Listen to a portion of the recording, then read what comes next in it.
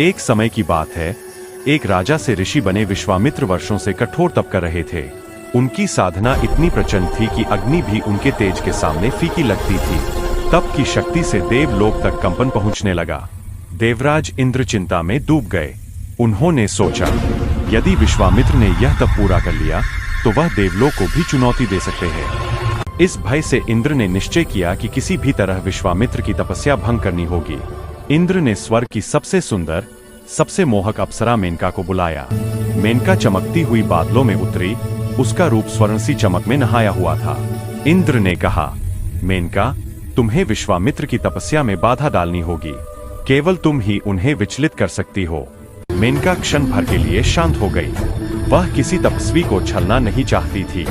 वह दुखी हुई, परंतु स्वर्ग के नियमों और इंद्र की आज्ञा से बंधी उसने सिर झुका दिया। जो आप कहते हैं देवराज।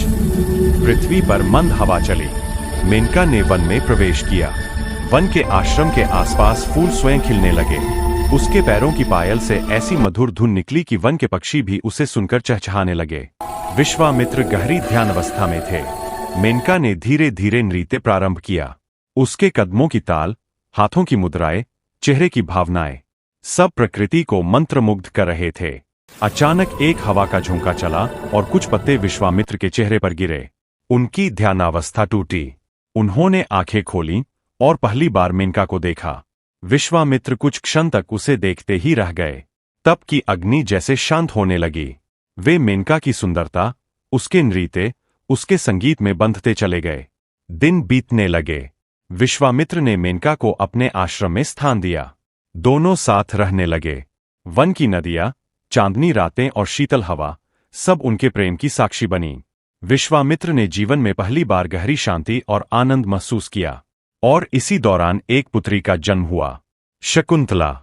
विश्वामित्र उसे देखकर अत्यंत प्रसन्न हुए। समय बीता, पर एक दिन इंद्र की योजना का सत्य सामने आया।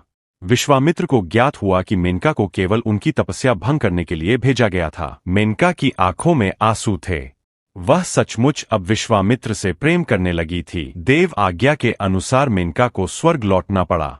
विश्वामित्र ने अपनी पुत्री शकुंतला को कण्व ऋषि के आश्रम में छोड़कर पुनः घोर तपस्या में लग गए।